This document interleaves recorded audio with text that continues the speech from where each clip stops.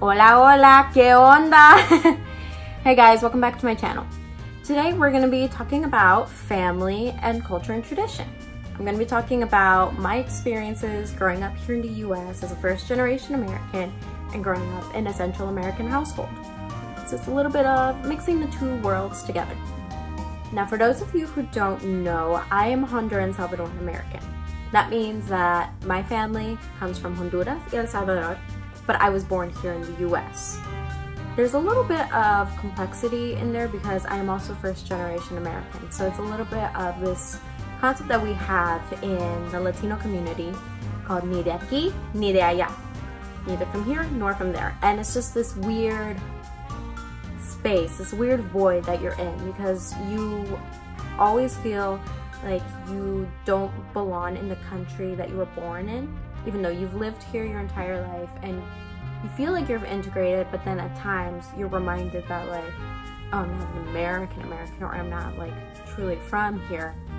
But then again, America is made up of immigrants, so who really is from here? Then there's also this sense like when you go back home to your roots and you still don't feel accepted there. There were a couple times where I would talk to my family back in Honduras and it just always stumped me because I'm so confident over my Spanish over here in the United States, but then the minute I talk with them, I freeze up just because it's like I haven't really fully immersed myself in the culture. Nevertheless, my parents made sure to like integrate some of the culture into us so that we wouldn't forget where we're from, but also at the same time be reminded that we are American first.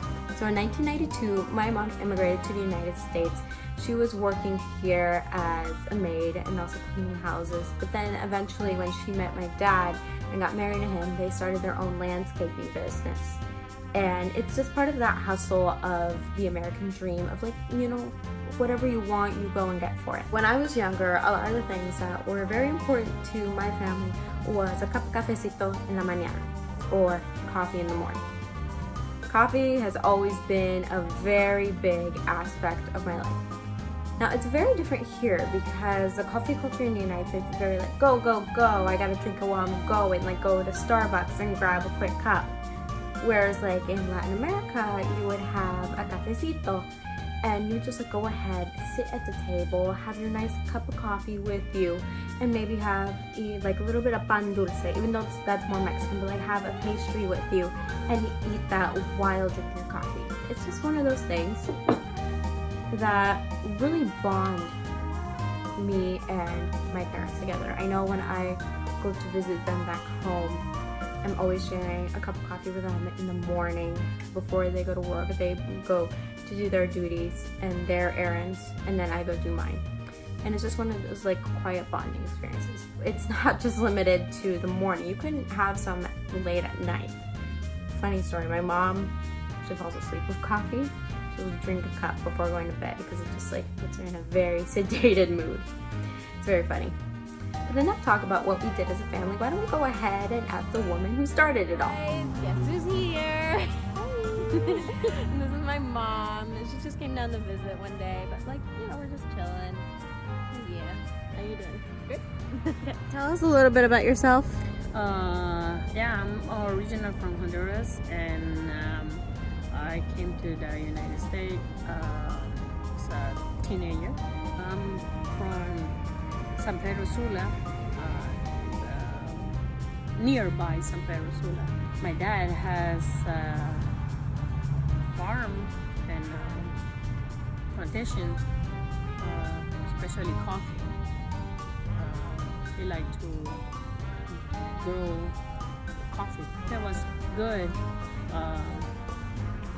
for the community because my dad provide work for the people who wants to discard the coffee. The coffee from Honduras is delicious. We have some kind of coffee that are very strong, like Cafe Indio. We have Cafe Maya, Cafe Oro, and you know they're pretty strong. The one that my dad liked, it was Cafe Indio because it's dark coffee. strong coffee. My mom used to say that that's like a poison, you know.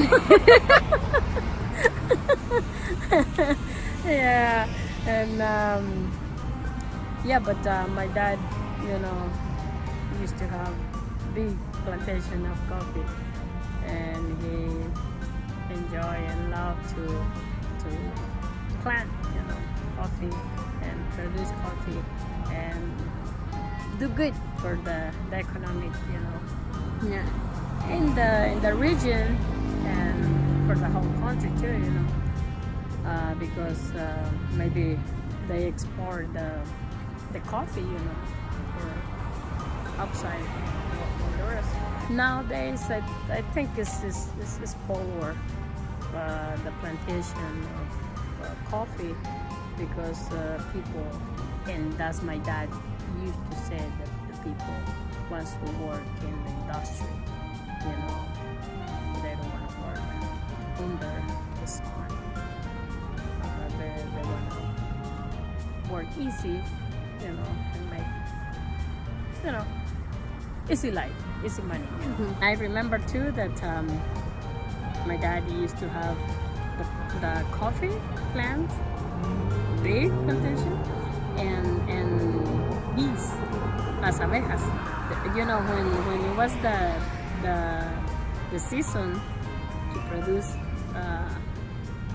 honey, the honey, it was really dark because, you know, the bees go to the flowers of the coffee. Oh, okay. Yeah, that was very interesting, you know. And I see that because we sell the honey, you know, in bottles, and it was really dark and tastes like, you know, some type of coffee in there. Yeah, and I remember too that the whole family, you know, we used to work in the farm, you know, and go and help my dad with the coffee. And I like to fix the coffee, to take it, piscarlo y secarlo, to dry it out. That's what we, you know, all the proceso para hacer the coffee. Yeah, I remember that, you know, we used to put, you know, my dad and with us, to put the burlaps on the floor and then to lay the corn, you know, to let it dry by the sun. And then he took it to the you know, the people who buy it. But it has a lot of memories, you know, a lot of memories. But yeah, my dad, like I said, you know, he loved to do that. I think that that job that my dad did, that was the mission in this world that he had, because as a kid I can see and his action and the passion that he has, you know, para cultivar el café, cultivar arroz, cultivar maíz, the passion to mantener también animales in the farm. He loved to do that.